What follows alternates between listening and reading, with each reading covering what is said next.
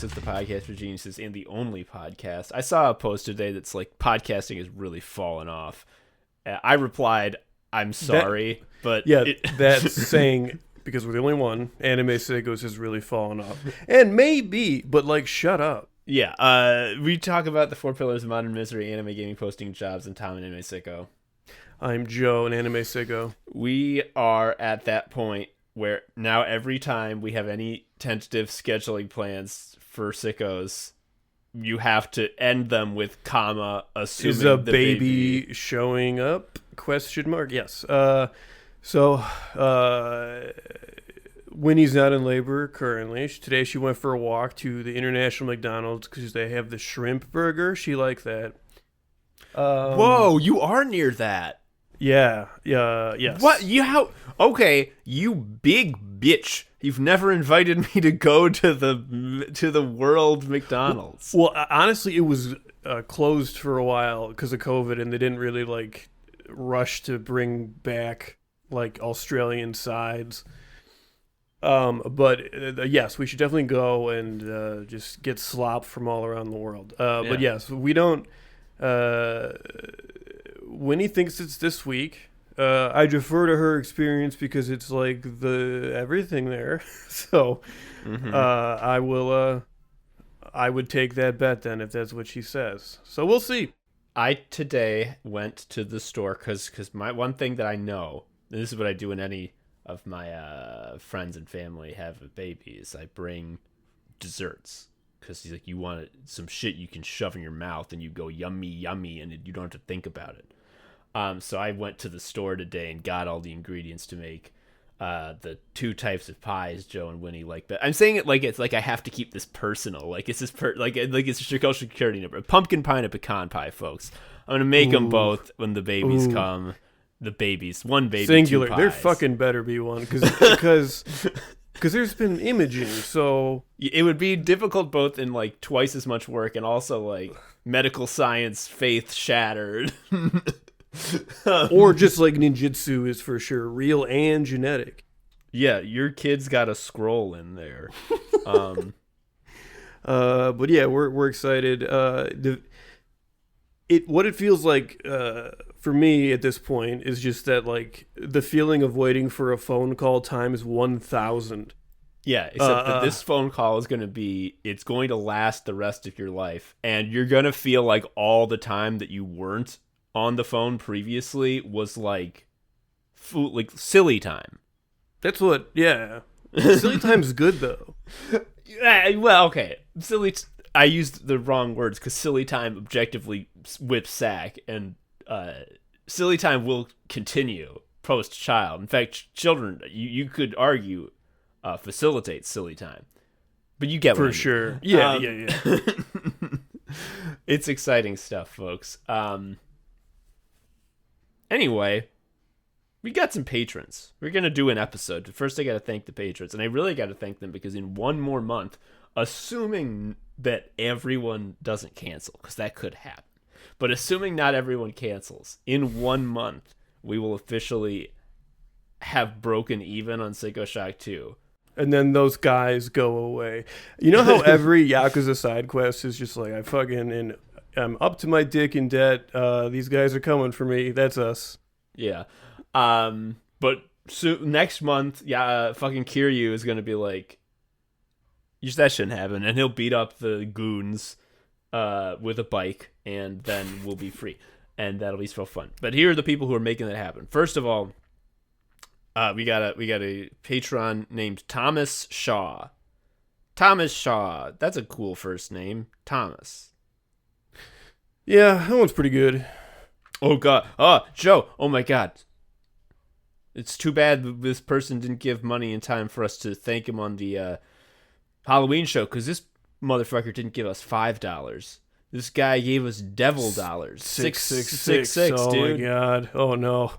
You didn't even have to say it. You knew before. I knew. I knew. Next patron is going to be Jameson Herman. Jameson. Thank you. That's high confidence. That is a Twitter mufo. Yeah, that's what cool people say. Sure, why not? I'm glad you said it because like the name was familiar to me, but like not nearly enough that I wanted to like stake a claim on that. I just gotta say, big respect for having a first name that's a last name and a last name that's a first name. That's incredible. And then when it's in the other order, like with the comma, you just fuck everyone up. Yeah, that's when Joe gets in trouble at work because he puts the wrong thing in. What are you saying that you have a lot of Indian contractors you have to enter, and a lot of the times they just don't write the name. They just don't. The vendors will have like a guy will have like a long name. It'll be like 4 names, and the vendor themselves, not like us being like this, will be like, yeah, so his name is C.D.G. Gupta.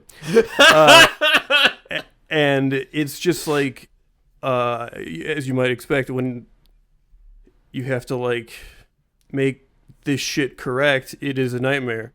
Yeah, sounds bad. Well, luckily Jameson Herman isn't fucking a contractor with Underground Kings. Yes. I always call Joe's job Underground Kings because what it is has... I fight underground all the time. Yeah, he has it's an acronym that I always read as UGK. It's not that. Anyway, and our last patron is a person who I read every time as Brian Ghosts, but it's Brain Ghosts. Brain Ghosts? Thank you. Yeah, hell yeah. The Brain Ghosts finally did us a solid. It's been how long? I believe... Oh, actually, this is something that's very interesting because I got this email as well. Brain Ghosts, after giving us money, commented on the first episode of our Yu-Gi-Oh! Mini-series, which is a Patreon exclusive, if you didn't know, saying... Low effort. I can't say this enough. We are not trying. People love it.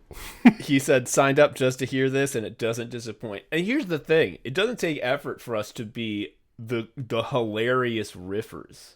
That just comes naturally. That's just how I live my life. But the real money's in audio dramas. Yeah. Well... the real money expenditures, not money making. Yeah. But if you do like, what's that like modern monetary theory where it's like, it's debt is not money owed. It's like the cost of total services a government provides. See, it's not even like that. It's like, it's positive. Yeah, you're a genius if you say that because it's confusing and everyone will just sort of nod so they don't have to follow up. Anyway.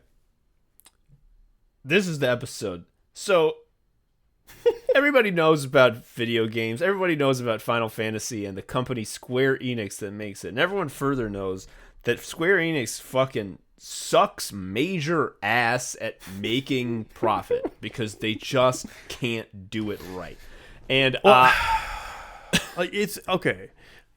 They make tons of money, but from someone who enjoys JRPGs and the gaming industry on the sidelines, it seems like their business model, and it doesn't have to be like this, it's like every 6 years, we are going to dump everything into a game no one asked for, and it involves driving a car around very slowly.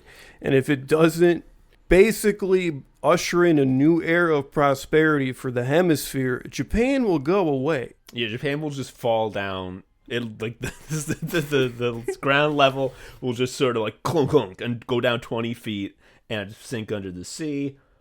Yeah, I haven't played Final Fantasy 16. I still am going to with an open mind, but I heard that the fire and ice and lightning spells, you know, the classic Firaga, Blizzaga, Thundaga, those don't have like enemies don't take extra damage if they're weak like if you're fighting a icy guy. Fuck you. Yes. You eat shit, Tom. You can't say these words to me. Like, anyway. So you hit a flan with lightning and nothing happens? It's just like lightning. The lightning move is just like one of Dante's moves from Devil May Cry. I hear that it's like a good system because like they got the Devil May Cry guys to make it, but just like lightning's not a fucking cosmetic. Lightning's what you use on robots. Okay. Yeah, use on robots. Dinosaurs hate lightning from Chrono Trigger. That's one of my favorites. It's like dinosaurs fucking hate it when they get hit by lightning. They can't stand it. They're like, aye, not this again.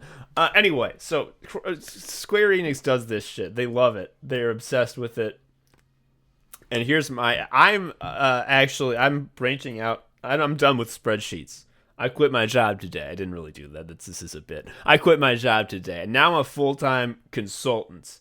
And I have a very low rate, which is to say I'm doing this shit for free. Chrono Trigger. I mean, Square Enix. I was just thinking about Chrono Trigger and said it instead of Square Enix because it's 2 words. I'm doing this shit for free, Square Enix. I'm going to tell you what you got to do for Final Fantasy 17. I know you had it. You ate shit. You really took it on the chin with 16. You need to turn this franchise around. You're putting out shit like Final Fantasy 7 Ever Given and Final Fantasy 7 Crisis. What are those Cascade. words? You get a number and that's it. Yeah, it's bullshit. I think one of them's a mobile game, which is just such a sweaty panic move. If you make a Final Fantasy 7 mobile game, it's just like, oh god, just close down. Taking it on the chin, you need to save the franchise. I was here. Oh, maybe we need to drop the numbers. Like, oh no, the numbers are the only thing that keeps you from putting these stupid subtitles on everything. The numbers track your progress to the grave. They're important. Yes, and they go up. So here's what you got to do.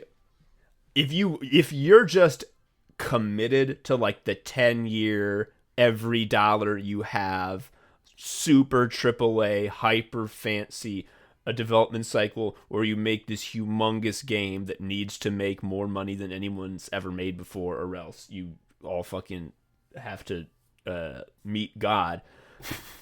You can stick with that, okay? But that's Final Fantasy 18. Final Fantasy 17, what you need to do is you hit a real home run. A cheap, fast development cycle game. You already did it, actually. You already did it twice, basically. You are pretty much 80% of the way there, Square Enix, which is the good news, because all it takes is take what you have already, get it a little bit better, and instead of calling it Octopath Traveler 3, you call it Final Fantasy 17, and that shit will be a throwback classic JRPG that everyone's gonna fucking love. I tipped my hand, folks. This is really just a framing device to talk about Octopath Traveler 2, the JRPG I just played. But legit, if they spent the same level of budget on a game that was fundamentally 2.5D, it could be longer than anything ever made. It could be like the PlayStation Dragon Quest with the mural that is very repetitive, but it would be like all good. It could be. I mean, it doesn't even need to be that long, because like I'm nearly done with Octopath 2, and it's like 80 hours. I've been playing this shit in the Steam Deck, which is the perfect place to play it, because I can play it 2 hours in any old place while I'm sitting on a chair. And all it would take to like make this be like not some niche game that Square Enix makes in the background, and make this like this is Final Fantasy fucking 17, is like double the budget that you put into Octopath 2, and use that money to address the concerns I'm about to fucking list. And even double the budget of an Octopath Traveler 2 is gonna be like nothing compared to what they spent on 16. It's gonna be fucking $0 goddamn dollars, and it's gonna be pure profit. It's so okay.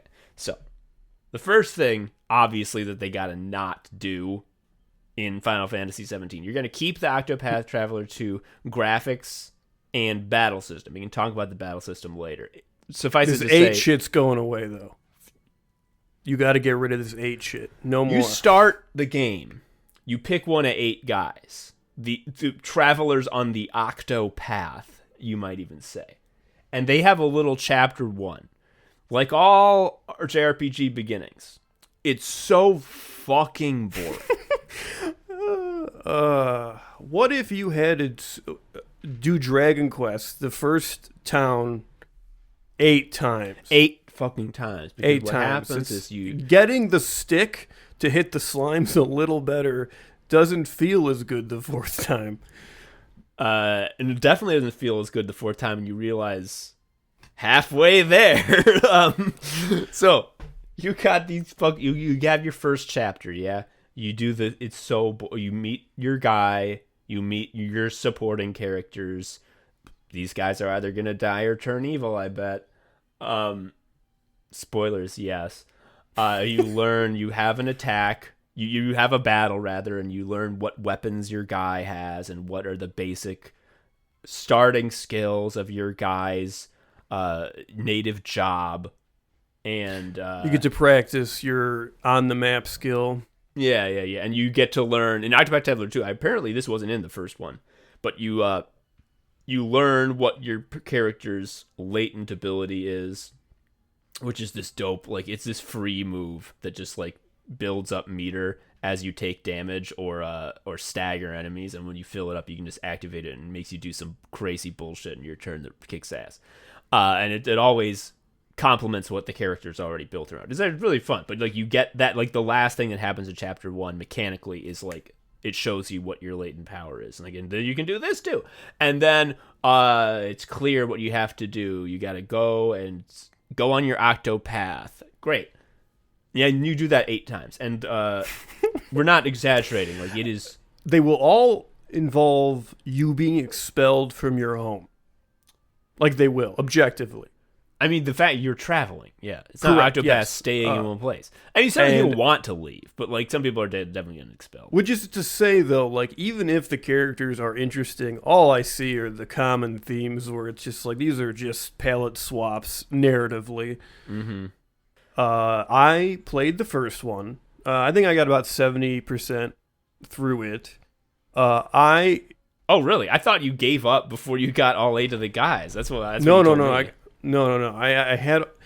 I got all the guys, and then it was very easy to decide who I was going to pick because half of the skills that you use on the map have just like a shittier version that another guy has. Yes. Like, oh my god.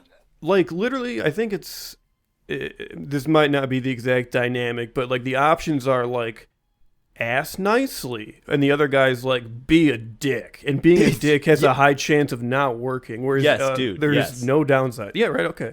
Yes, it's exactly. There's a character who's because there's basically 3 things that the map actions do. There's things you can do outside of battle. One is get something from get an item from the NPC.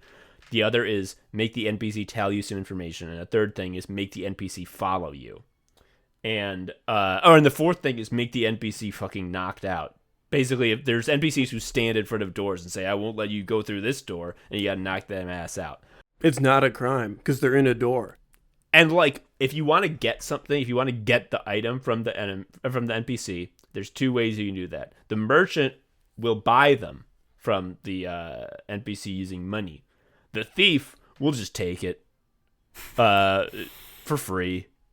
And similarly, like if I want to know information, there's one character who, again, their ability is ask nicely, and you just get the information for free. But if you are the twink monk, you have to like enter your mind palace and mentally torture them in like a fake battle where you have to break your opponent, and like it's not hard, but like you have to like go through the menus and pick attacks, and like it takes a while.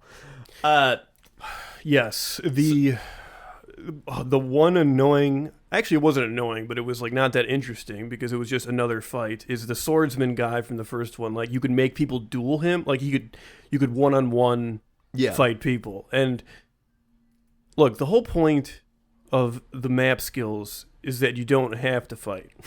Mm-hmm. Well, the point of I mean, I don't know how they did in the first one, but the warrior in 2, the reason you duel is to learn the unique skill of the guy you're dueling. And some of them are so fucking strong. So it's not even like, it's more like learning a Pokemon move, in my opinion. So that mechanic, given like the blue mage aspect of it, makes a lot more sense. Because did that not happen in 1? Was that not part of it? I don't think the swordsman guy had like stuff he learned by like one-on-oneing or finding stuff. If I'm wrong, Tom made me say this. Okay. But I will say the one thing that was not worth the effort ever was the huntress lady who was cool, but like you had to like catch animals and they were like ammo. So like I got like 6 eagles summons. And then you'd have to like replenish that by go bagging more. And that was just too much. You have to be that can't. Okay, so that's actually, there's 2 things that could be true, and they're both good. One is you're misremembering, because the hunter in this one, you catch your little Pokemon monsters, and you can summon them infinite times. And when you're done with them, when you want to replace them with a new and better monster, they turn into food that you can eat that gives you health and fucking buffs in battle. It's great. Like, I love the hunter. Her little gang of Pokemon is such an incredible little Swiss Army knife. So either Joe is misremembering, which is hilarious, ha ha ha, let's laugh. Or 2, Square Enix, great news. The team in charge of these games already knows how to get better and fix their ridiculous flaws, because that's just not into. However, like the 8 shit is so goddamn. Let me like rewind a little bit. We cannot emphasize enough how much you go through the entire beginning of a JRPG. You go to the next town over. And then in the next town over, you meet someone and they're like, hello, can I join your crew? You're like, okay. And they're like, let me tell you about who I am. And you play that shit again, and it's an hour. Like, it's an hour again. And then you do that shit 6 more times to get the 6 remaining guys. There is also, nothing... all these people are going through tragedy, and you're like, oh, come on, move it along. And like because you're meeting them they have already done the chapter 1, like they're like, I have had some inciting incident happen to me and I got to start traveling on the Octopath. Can I join you? And it's like, and then you flash back, and so you see this hour of fucking beginning JRPG shit, and none of the characters that you've come to like have some affection for are fucking there. The pacing is just ground to a total halt when it's like, okay, now you're looking at this fucking guy. Now, here's how I know Square Enix. I need to interrupt real quick. I looked up the mechanics of the capture from the first game, and I will read it verbatim.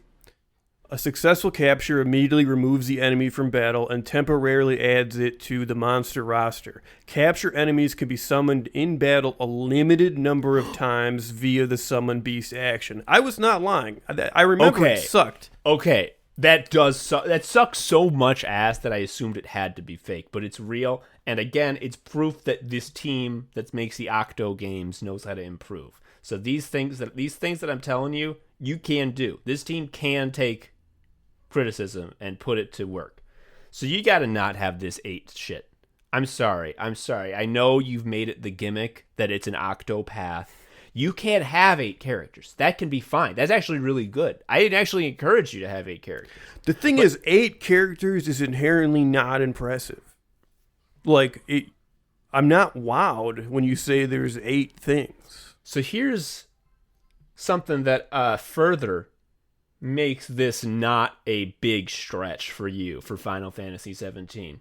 I know about a certain game that actually had 12 characters, and it did not require you to watch 12 boring ass chapter 1s where the entire story ground to a fucking halt and we just focused on this little thing, and then after the chapter 1 was over, they're like, do you like that? Okay, now you can start playing the game again, and they plug it back in. That game was called Final Fantasy 6.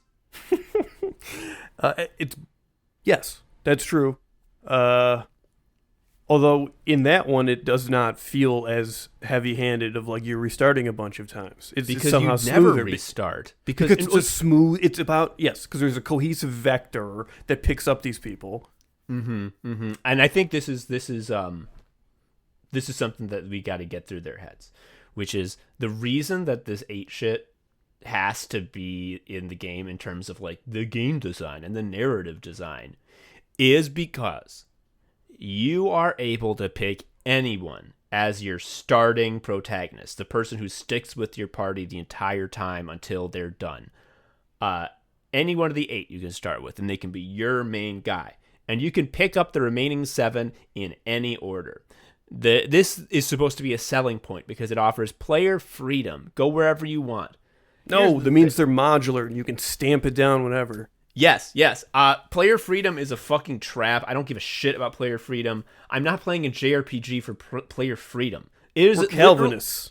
I mean, this is literally a game where there is a menu that explains everything I can do. If I'm like, I want to walk to the right, it's like, sorry, fucker, you're standing in a big line. Here's the menu. What are you going to do? I don't want freedom. I want to choose between the fucking... I want to be taken through an exciting adventure that had been planned in advance for me. In Final Fantasy VI, the fucking main character is Terra. You can't decide to start with Cyan and then learn the Terra story later. No, Terra's the main character and the game's better for it. Pick a fucking character.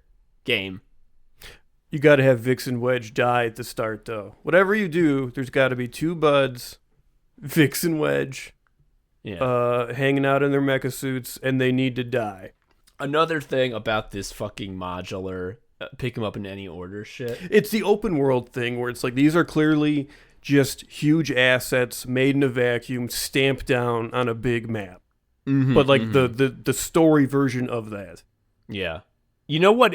I think I'm extra sensitive to this because I fucking did this kind of with Sickos Shack 2, the miniseries, where like we have 5 stories and like each of them is sort of like the origin story of one of the characters. However, like we immediately were like, okay, but there has to be a different like communication vehicle every time. Because otherwise it's the same type of message being delivered to you, and it's going to sound samey, even if the characters are very different and the stories are different. That's why it's got to be a noir one. That's why it's got to just basically be an Edgar Wright ripoff. That's why it's got to be some other shit. And not only that, I mean, because some of the stories do have a different sort of like shape to them, like a different vibe. Not all of them, but like.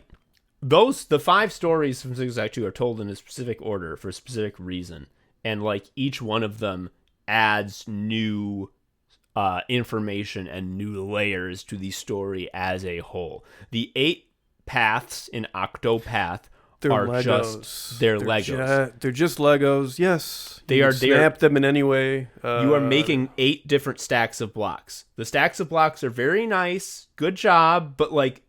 You didn't make 1 stack of blocks using 8 colors. You made 8 stacks of blocks. I'm writing this. I wrote these shits with the intention that they were always supposed to be one thing. And there is a final chapter that I'm not done with yet, where like for the first time, you only unlock it when you finish everyone's solo shit, and like it is the first time ever that there is voiced dialogue of the 8 Octopathiers talking to each other. And it just, I've only seen one scene of said thing, of them talking to each other. And like, my jaw dropped with like, this isn't even that good. Like writing wise and character wise, like this is for babies. But it's like, oh, this needs to be this makes it so much better when they just fucking, because like one of the things that they added to 2 that everyone's like, great job, great improvement, is in addition to the fucking solo chapters, there are chapters where two of the 8 hang out. So like a single that's cool. duo. Okay. It is cool, and they are good, but here's the thing. Everyone has 5 solo chapters, and each duo of like homies has 2 chapters. So you were still, in terms of just raw numbers, that's a lot of like alone or almost alone time. Yeah. And like I understand, if you want to do an open world, if you want to go at these in any order, you have to make them like this. You have to be able to have the story of any given chapter work regardless of who is in the party. And it is possible to have a solo party. You don't have to put you don't have to fill all 4 slots in. There are people who do challenge runs where they do it solo. And so because you can do that, you have to have that be canon. So when everyone's doing their solo story, no one else is there. And it feels so like lame, because in Final Fantasy VI, the fucking events are in order, and the way that they have variety is like you can't play as Edgar anymore because he fell off the raft. Like, yeah, dude, that was like I think the first time I played a game as a kid. I was like, oh fuck, like they're split up. Like this is so messed up. Yeah, they're gonna go on a wacky adventure though. It's because I didn't know that I did like, God, the Sabin plus Edgar like team up was good. Was the best. Mm-hmm. I mean, they're the brothers. I like that Edgar, when he uses the chainsaw, gets a Jason mask. Yeah. How does he know about Jason? No, he is how Jason got the idea. Jason was wearing an Edgar from Final Fantasy VI mask. He is a big Yoshitaka Amano fan. He thinks that Amano's ethereal drawing style is really great. Okay, so the ways to make Octopath Traveler 3 so good that it can just be Final Fantasy 17, ditch the fucking modular thing. No. The characters are you have a main character and you meet everyone in the course of the main character's story, yeah? And everyone obviously has their own backstory and their own goals, and we'll learn about that naturally, but we won't fucking stop the entire game to a dead stop and have that happen 8 times. That's not fun. That's not good. We can't do that a third time, folks. We just can't do that. And if you're like, but we need there to be a large variety, again, have a plot reason why someone leaves for a while. Eventually, obviously, for the end game, they'll all come back and you'll have the ability to fucking make your build exactly as you want. Obviously, we're going to do that. But in the meantime, the plot is going to determine who we find, what's going on, etc., etc. Get it? Okay, good. And it's just now dawning on me how funny it is that the game is Octopath Traveler, and it's like, you got 8 people? Cool. For 4 of you are going to sit out. It's pretty funny.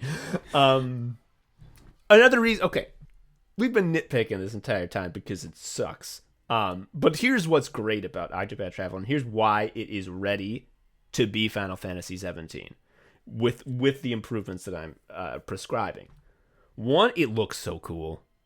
It's little fucking Final Fantasy pixel guys, but they're walking around a place from good graphics. I don't really give a shit about light bloom. I'm never like, oh, look at the bloom effect. When there was bloom on the blocky guys, though, now I see the appeal. It's pretty good. Also, when you fight a boss, and the bosses are so dope. The bosses have cool gimmicks. I like the bosses in Octopath 2 a lot.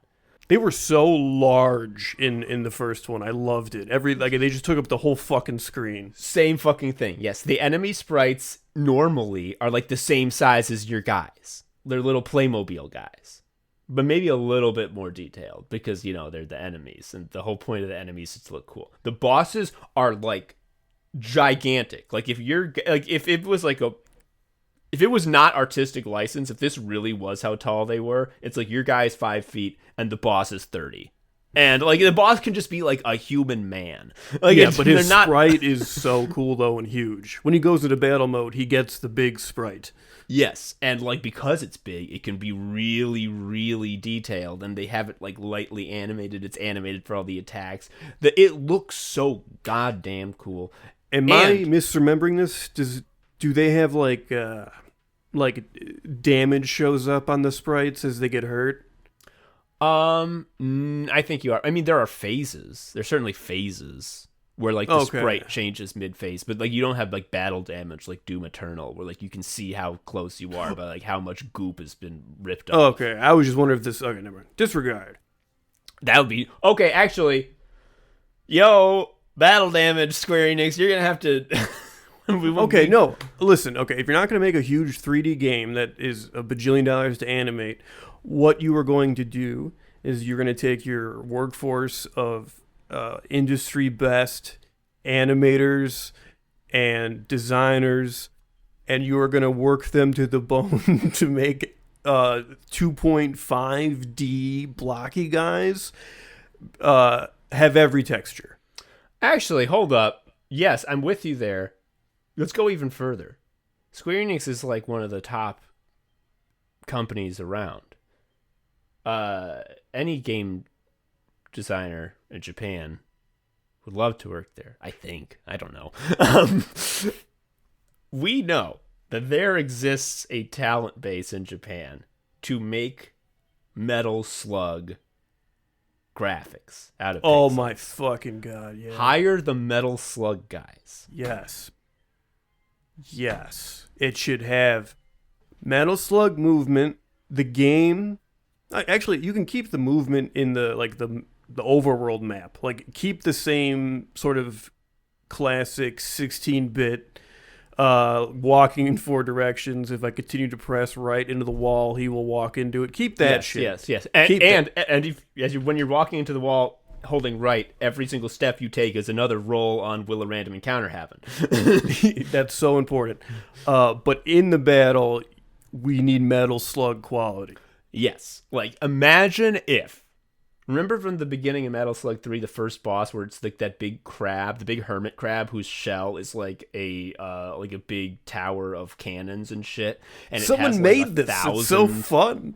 Put that in the game. Put that as a boss in Octopath 3, which is to say Final Fantasy 17. Another thing that's great about this battle system is everything's got damage types. There's like 6 types of weapons. Different jobs can wield different weapons.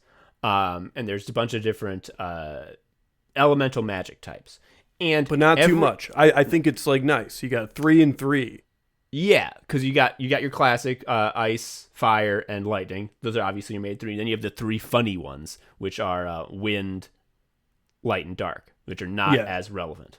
So the main ones are still going to be fire, ice, and lightning, which kicks ass. So you got all these damage types. Every enemy has a certain number of weaknesses. At first you don't know, but when you use it on them, it shows up, and you're like, oh, I know that this motherfucker is weak to sword. And every enemy's got a certain number of shields on them. And every time you hit them with something... They fall over like a turtle. Yeah, you hit them with something they're weak to, the shields go down by 1. If they ever get 0 shields, they're broken. And this is when you go nut mode. This is when you really lay on the damage and the game looks cool as hell. Because when they're broken, they spend an entire turn just sitting around like a turtle. Joe said they got fucking stars going over their heads. They don't get a turn. It's so fun to steal a boss's turn from them. It's like the funnest thing in the universe. But what's especially good is that when you're broken, they take double damage. And what's especially good is that your guys, every turn, they get a boost point. Up to 5 boost points. And you can spend 1, 2, or 3 boost points to make your attacks be level 1 attacks, level 2 attacks, level 3 attacks, or max attacks. And so if you have been saving up your boost points when you've been hitting the guy with the things that they're weak to, and now they're broken... it's a multi-attack move, especially. It's a multi-attack move, and also the guy doing the multi-attack move is so strong now that he goes over the 9,999 damage maximum, and also you have the passive skill equipped on him that lets you exceed the 9,999 damage cap. Would you believe that your 4-hit sword move is going to end up putting 60,000 damage onto the monster? Yes. And would you believe that every time you boost your guy, more and more fucking like Kaioken aura shoots out of them, and then when you actually do the attack, it comes with like a crazy camera swoop that like goes whoosh, whoosh, whoosh. It absolutely whips. And I mentioned jobs. I really got to say that the Octopath Traveler does like jobs and sub jobs, it hits the sweet spot absolutely perfectly in terms of like there's enough complexity and customization that like you can really get into it and like get into the weeds and like find synergies and like build a specific team. But it's not so complicated. Like you can just kind of pick sub jobs at random and you'll still probably beat the game. Like it's fine. Like I love jobs, dude. I do too, but this game, and I think it's better for it, doesn't have like, oh, here's this hard to get job that it sucks, and the only purpose of it is to grind out this one passive and slap it on something else. Like it's not that level of tedious. I mean, the fact is that every one of your 8 guys is one of the 8 base jobs, and everyone's good. So like, there's no crappy job. Like obviously Warrior's the biggest damage dealer, but like even Merchant, who is like nothing, Like a merchant is like Torneko. Like what can a merchant do in a fight? Well, I'll tell you what a merchant can do in a fight. A lot of shit that whips ass because, and this is another thing that's excellent. This game has 4 secret jobs that are so fucking nonsense. I got this one job called Arcanist, Joe, and the Arcanist does lots of weird spells. It's like spells that do funky shit that is not normal. And one of the things, these are from Toon World. Exactly. And one of the things that the Arcanist can do is use the Hex of Diffusion, which means you for X number of turns. For X number of turns, any ability you use that only affects you actually affects everybody. And Merchant has 2 abilities that only affect him that are, I'm going to say, the most powerful thing in any JRPG ever. One of which is taking a nap, which heals your mana and your health and undoes all status effects. So let's say there's a big boss that does a big area of effect attack that makes everyone blind and poisoned and has like just one sleep health. it off together. Yeah, touching Particio heads. takes one nap and everybody gets rested. And further, another merchant move is sidestep, which depending on how many times you boost it, guarantees that you will dodge the next however many physical attacks. And again, if that is applying to everyone in the party, you just don't get fucking hit for like 6 turns. It's so goddamn good. And also their clothes change when they change jobs. So you get to dress up the dollies. That's really key. If a game lets you change jobs and you don't get like the white mage robe or whatever, fucking eat shit. Yeah. Well, you do. When you give Throne the inventor secret job where you use all the steampunk contraptions, she gets a fucking top hat with goggles around it. And it's like, yeah, that's an inventor, all right. I believe it. So, okay, back to nitpicking. Here's what you actually got to do. Well, this is actually a sub nitpick of the previous nitpick, but how all the chapters with the solo stories, they feel disconnected from everything else because the only character who's actually in the cutscenes is like the one, you know? And because of that, it makes the world feels different. The world, when you're just like playing the game, sort of like dicking around, buying new weapons, doing some grinding, leveling up, picking what abilities you want to equip to your guys, etc., etc. All that shit, you can talk to NPCs. Yeah, that's one world. When you start up a chapter, it does not feel like it takes place in that world. It feels like you have entered an alternate world which looks the same but is not. One great example. There is the hunter is a little fucking cat girl from a race of cat people who have kitty ears and tails. In the island where they live, there's also a human village, and the humans are racist as hell. They say, we want to fucking genocide these cat folk so bad, and we're going to steal your land. We're going to do it. Like, folks, we're going to steal the cat people's land.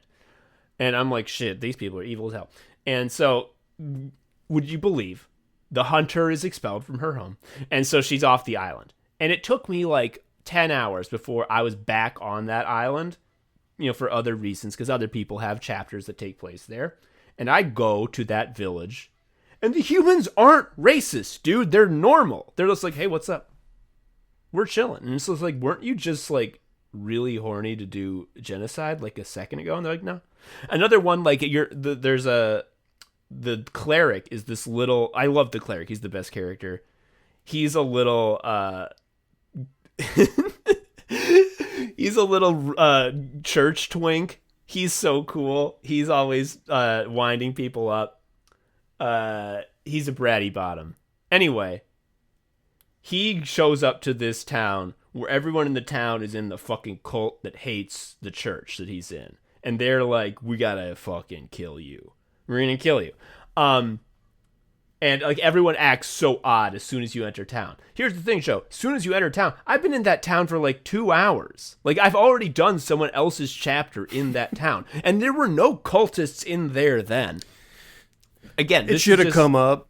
It should have fucking come up. This emphasis on like player freedom is one of the main points of our game. Well, okay, it doesn't give you that much, in my opinion, and it takes away a lot of the narrative working as a cohesive whole. Christ. And the stories, that's the other thing. You gotta, when you make this Final Fantasy 17, you gotta get Yoshinori Kitase, you gotta get Takashi Tokita, you gotta get Hiroyuki Ito. These are the guys who made the good Final Fantasies that we all love.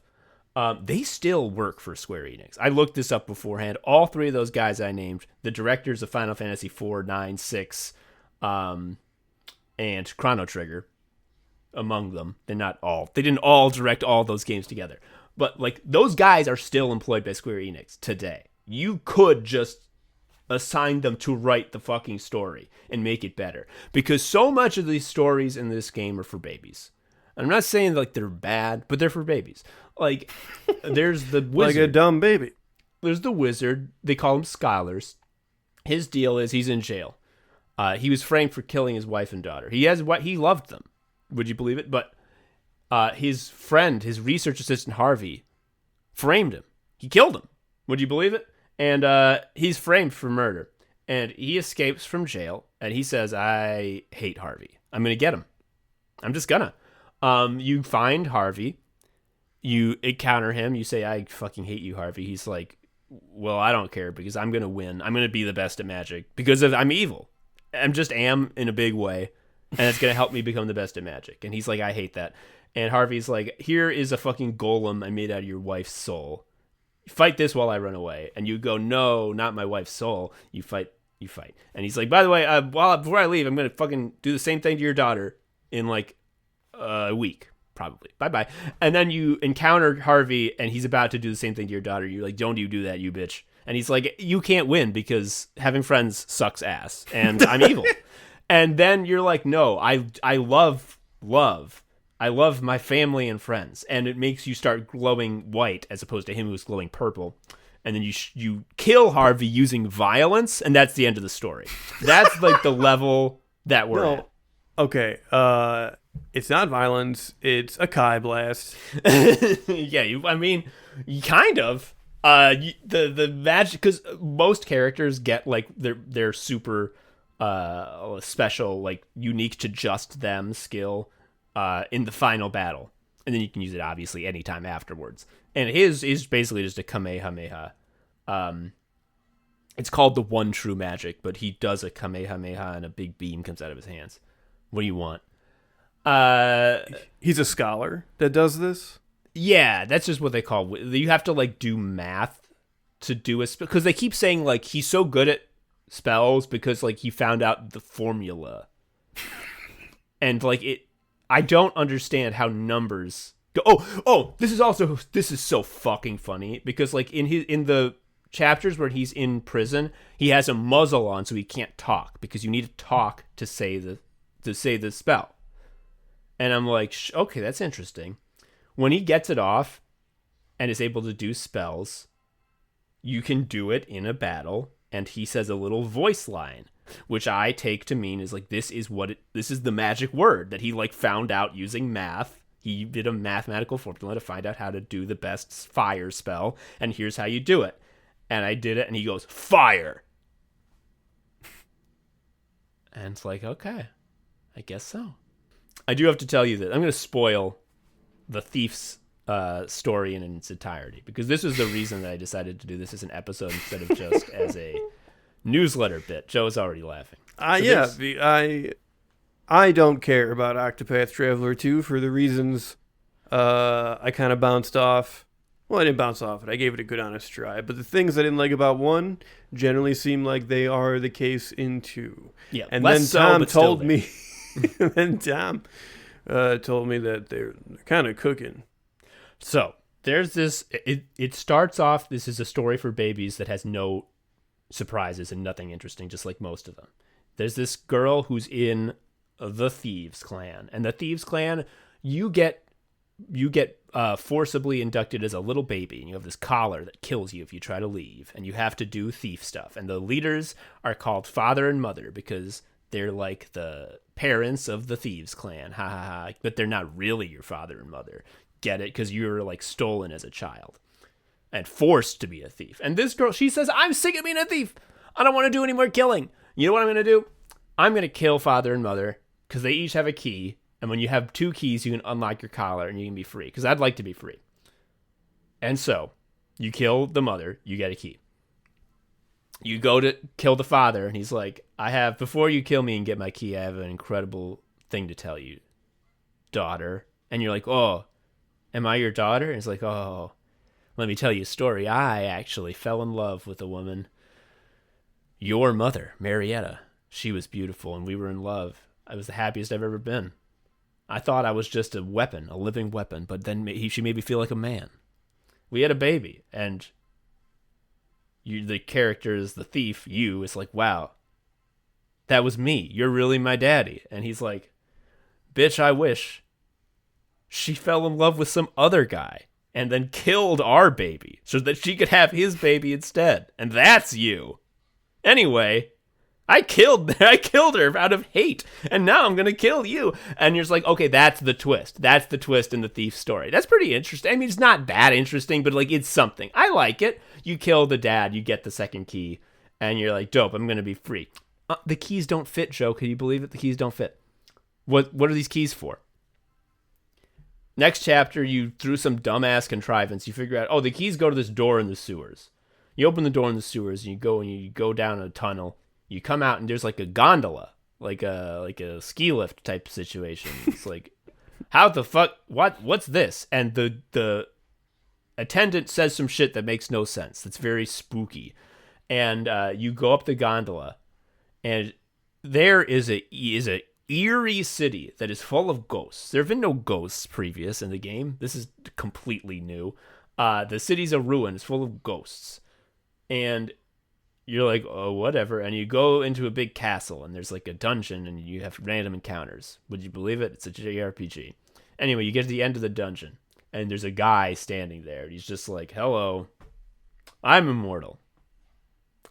He literally says this. I'm not going to get into why I'm immortal. Incredible flex. Just like, at this point, if that was it, I'd be like, wow, I love this. But he says, I'm immortal. But one thing I'd like to do before I decide to end my own life, because I'd have to choose to do it, is I want to have the perfect kid. So what I've done is I'm the cum man. Throughout history, I've been blasting. Since the earliest days, since there's been pussies, I've been dropping hot loads in them. I mean, I'm exaggerating. I'm making it sound crude, Joe. But there's literally a voice acted line where he says, "I have impregnated countless women." So I knew about the cum man. I didn't know he was tacked onto like a fully fledged out other story. That's really funny. It's so fucking because again, there's no ghosts before.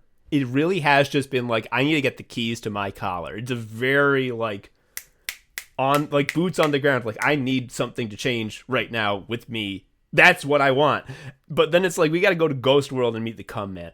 And like, he's like, I bet the whole world is like a big tournament to see if any of my fucking kids can become the best at murder. You know that thieves clan you've been part of your entire life? Every single fucking one of them is your half sibling. I blasted all of them into existence. And you know the father and mother, who are the leaders of the group? They're also my children. And also that woman and also your mother, she was also my daughter. Which means, oh, hey, okay. Ooh. Yeah, and like, it's like the gross, like, he's just like, I am Mr. Jizz. I have been blasting loads constantly. Like, my whole life is to blast loads. Dracula like, flow. Your character is just like, wow. There's no puking, no like horror. It's just like, I hate you. Can I get this collar off? This is again the emptiness of the modular sort of party dynamic, which is like when that person shows up to the rest of the 7, they'd be like, "You guys know about the cum man?" yes, yeah. Like, so if I was on a road trip with 7 other guys, and one of them was just like, this ring is too tight, I gotta get this ring off. I'm trying to like de-emphasize, I'm trying to like de-fantasy size. So a similar situation, like I gotta get this ring off, and like they go to like a butter factory. It's not slippery enough. Then they go to a pliers factory. They can't get a good grip, and it's like, no, I'm finally gonna go to the snippers factory, and they're gonna snip the ring off. And it's like, that's definitely my homie's final chapter. And if they came back from the snippers factory being like, you're never gonna believe this, the foreman of the factory where they make the snippers, my ring's off, by the way, but the factory where they make the snippers, the foreman, he's my dad, and he's also everyone who I went to school with. He's their dad too. All the machines are made out of his nut. I don't get it either. If that happened, Joe, I'd be broken in the sense that, like, I don't think enough time could ever pass that I would open my mouth and the words that came out would not be about, like, buddy, the cum man. Like, you met the cum man. Did he really say he impregnated countless women? He's like, yes, he did say that. So you gotta make these fucking stories better. You gotta make the stories better. The little twink, I love the little twink, but his story is all for babies. Here's what's confusing about his story, because he's an inquisitor with the church. And I heard that, and I'm like, oh, he's evil. He's a torturer. That's kind of interesting. It's like a morally gray character. Inquisitors are evil as hell. No, Joe, I just don't think that there was another English translation for the concept of church detective. Yeah, Inquisitor is like you're burning witches. Yeah, no, the fucking Inquisitor in this game is, what if Sherlock Holmes worked for the Catholic Church? And it's like, still, well, he would be bad still, I guess. I mean, like, because this is the thing. It's like, because the main deal with our twink cleric is that he's like, well, in order to be a good detective, you must doubt everything you see and everything you believe. And everyone who he says that to is like, doubt? Oh, but doesn't a holy man have faith in the gods? And he's like, you could say that the true show of faith is to doubt everything the gods say. And they're like, oh, I don't know about this, Temenos. Oh, you're shaking my faith. And he's like, oh, perhaps you'll end up with an even stronger faith after it's been shaken. Also, fucking pound me, man. He doesn't say that, but like the tension is so clear. You're making the Barbies kiss.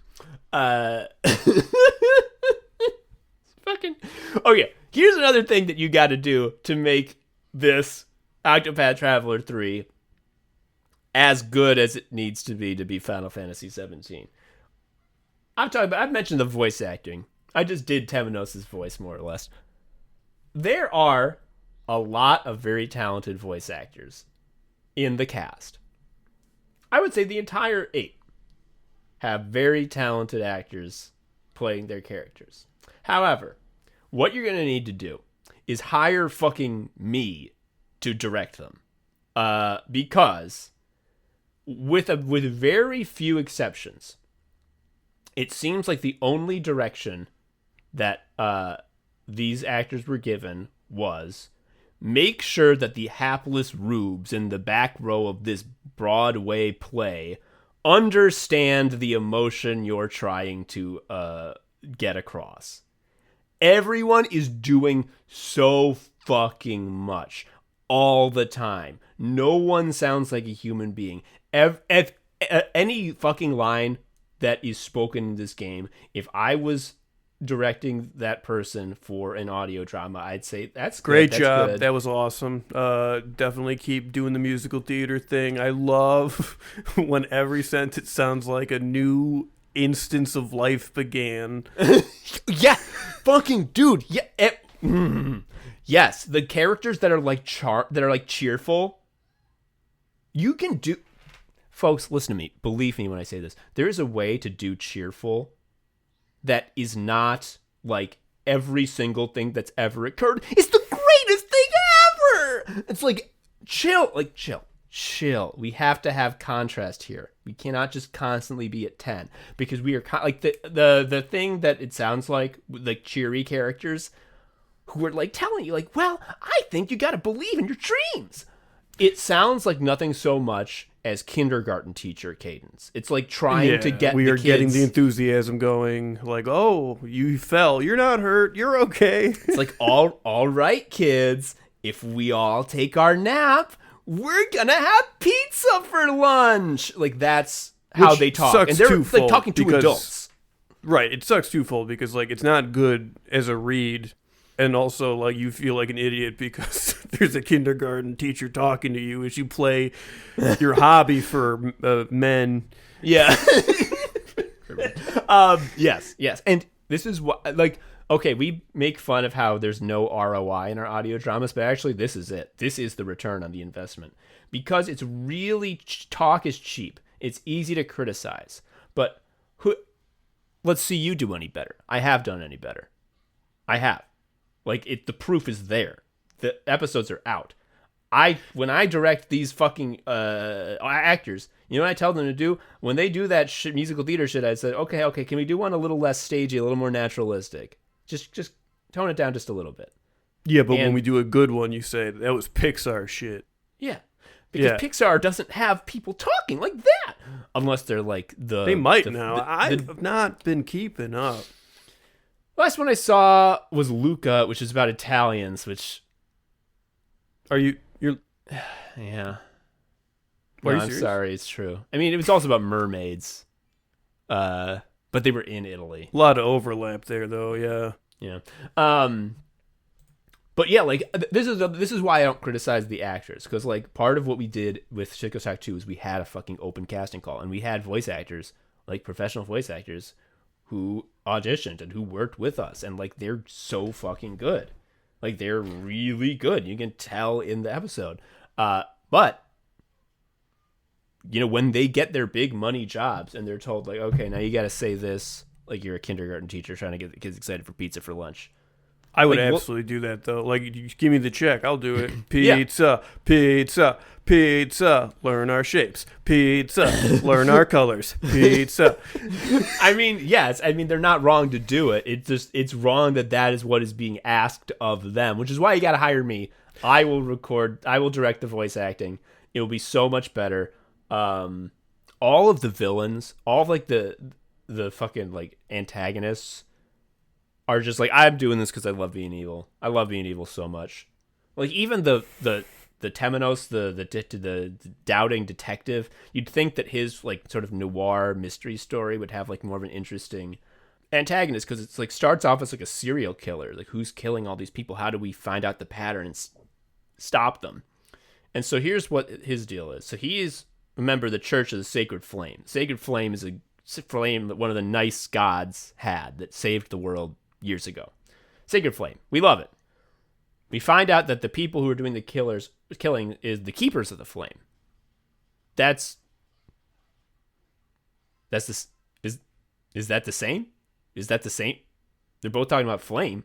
Is that the same thing? Why would you kill, if you're keeping the flame, why would you kill the sacred flame? The Flame Church was one of the stories in one. Well, maybe it's the same fucking one. I don't know, man. I didn't play one. But so already I'm confused. Why is there a sacred flame, but then the keepers of the flame hates the sacred flame?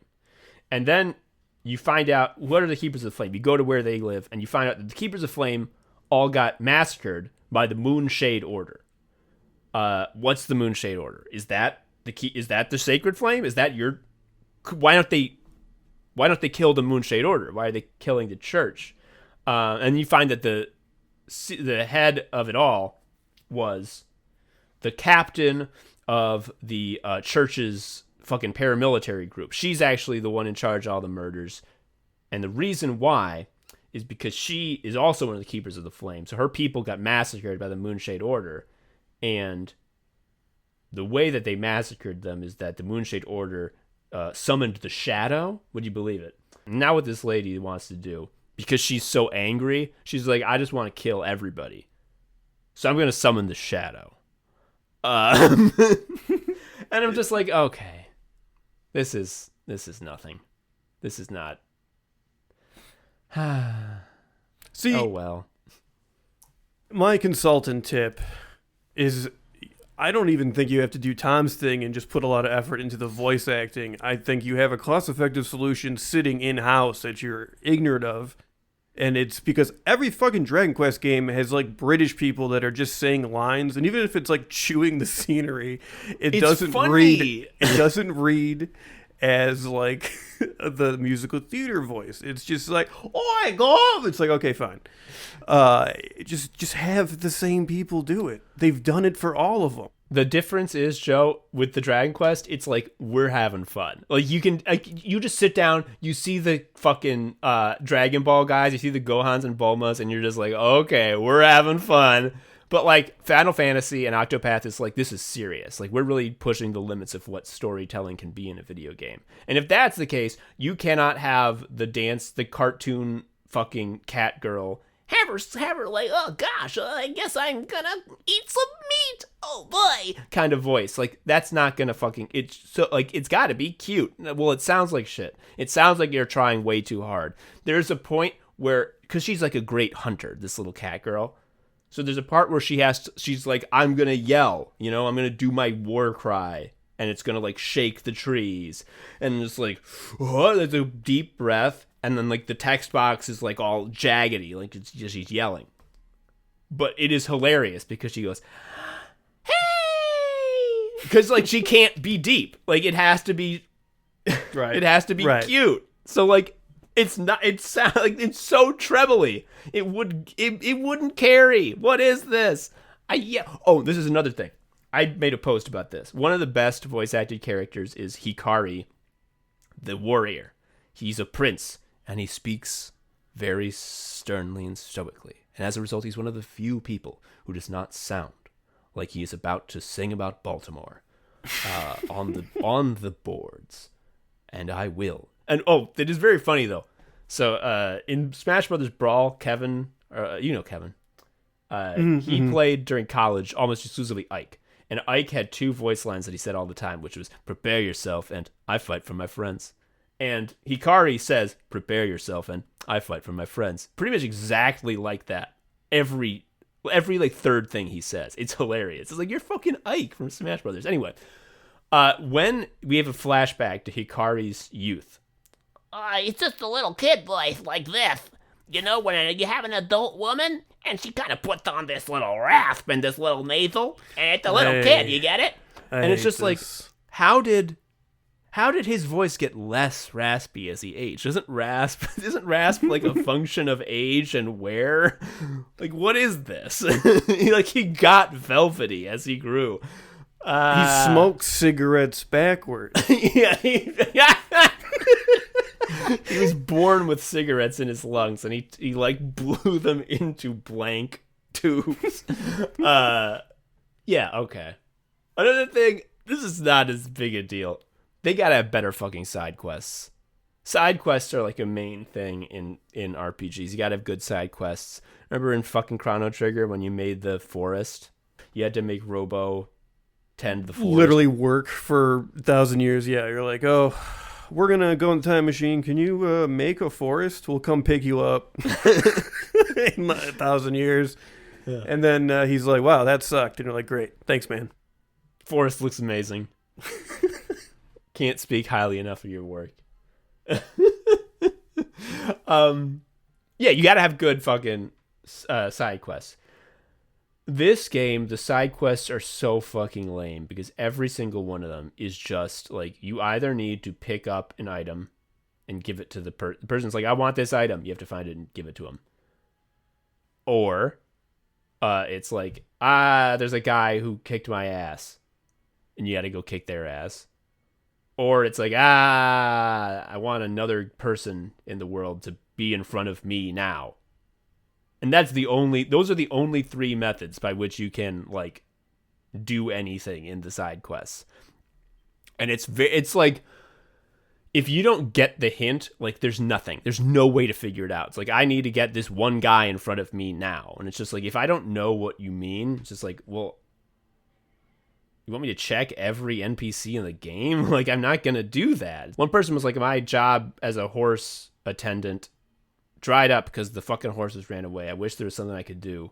And it's like, oh shit, I remember actually that there's another town where a guy's like, I'm the horse guy, but I need staff. So I'm like, follow me, friend. And I fast travel to that place and I go to the horse guy and the horse guy's just like, I need staff. And I just sit there like, is it going to trigger? Joe, what I had to do was I had to get that guy and bring him to the other person. Instead I brought the person to that guy. This is unacceptable. He wasn't making the connection in that scenario. He needed a better environment to put his thinking cap on. Unacceptable level of side quest shittiness. You cannot have that happen. I mean, really, the answer to all this, the big thing is just like, you gotta put more effort into these stories. Like you got the combat system, fucking whip sack. The visuals, beautiful and cheap and fast compared to fucking AAA, PS5 games these days. And the fucking job system, oh, it's beautiful. Give me a couple more of them secret jobs. You know I'd want it. You put that all together, you have the backbone of an incredible RPG. And that's kind of what Octopath Traveler 2 is. Like, I love it. I'm having a great time, despite the fact that I hate all the stories and all the voice acting. And also, I think that the narrative structure makes it so that there couldn't be a good story, even if they wrote one. But just, like, take that and actually, like, make it good. Like write a fucking Final Fantasy story. You know how to do it. Everyone still works there. You did it with 6. God damn it. Just do 6. Change the names of everybody. And I mean, like, don't name Edgar Locke. I mean, like, name it a completely different thing, like Jim. Make Magicite materia. That's unique. That's never been done before. Yeah. And when the battle starts, just port in the battles from Octopath Traveler 2. Like, just have it be, because it doesn't, like, what is that going to change? You should feel like you're playing a game that shouldn't work.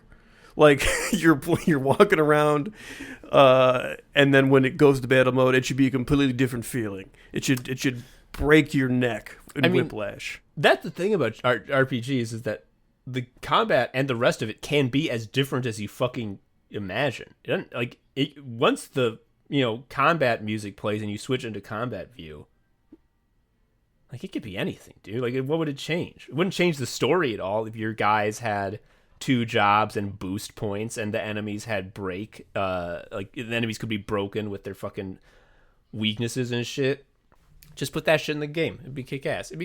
Folks, all but just to say, if you want a JRPG that's fucking solid in terms of mechanics and has a lot of fun encounters, and you gotta get on Octopath Traveler 2. It's so good. But if you've been playing games trying to scratch the itch of finally a game that involves the cum man, Octopath 2 will also satiate you in that regard. But if you want the stories to actually, like, be good and involve more than one character and really have anything to do with anything, because they just don't connect to each other at all. Record scratch, Tom from the future. I played more of the final chapter. The stories do kind of come together. It's pretty good. It's like the best part narratively, but it just from a pure numbers perspective, how many hours is it good like that versus how many hours is it not? It's really too little too late to make a dent in the overall impression. However, this does further my opinion that this is a team that can improve. They have what it takes.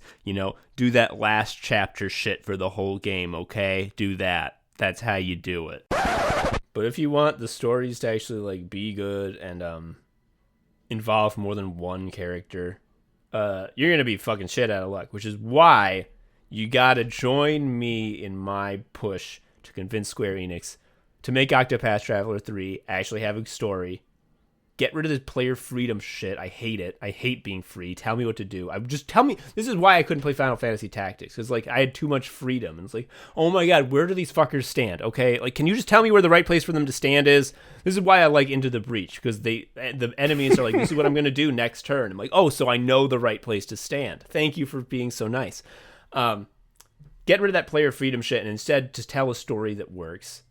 And you're going to have a slam dunk game that's going to make you a lot of profit. It's going to rehabilitate the Final Fantasy name. And then you can do, in Final Fantasy 18, you can make it like a Total War clone or some bullshit. Yeah, it should be a kart racer, but it should also make you cry. Yeah, and there should be like a mini game where you run a little ranch. And anytime there's a mini game in Final Fantasy, the end result, like if you do as good as possible at it, you should get something that's so good that you can't beat the final boss without it. But also, it has to take at least 100 hours of the least fun thing you've ever imagined in order to get that. I'm thinking about Blitzball. I'm thinking about Chocobo breeding. I'm thinking about racing Chocobos. Chocobo breeding, legit, to me, is 100 times more fun than Blitzball. Blitzball to me was instant sleepy time. Blitzball is the worst. I don't know what it was. Maybe I think it's because like aesthetically and like what it is like cool as a concept, and then it's time to play it, and it's like somehow more turn-based than your turn-based RPG. Yes.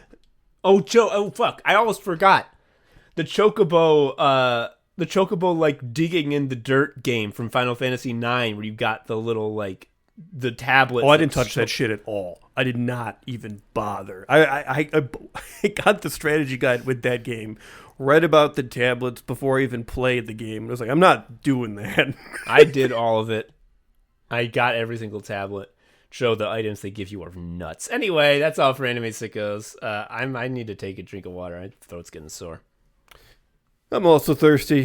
Have a good one, folks. Bye-bye. See you. Thank you for listening to Anime Sickos. I've been Tom, a sicko. You can follow me on Twitter at TomHarrison19. Joe is also a sicko. You can follow him on Twitter at ShariaUncle. You can follow Anime Sickos on Twitter at Anime Sickos, or email us at animesickos@gmail.com. Please leave us a review or something. I don't know. Tell a friend. Anyway, until next time, bye.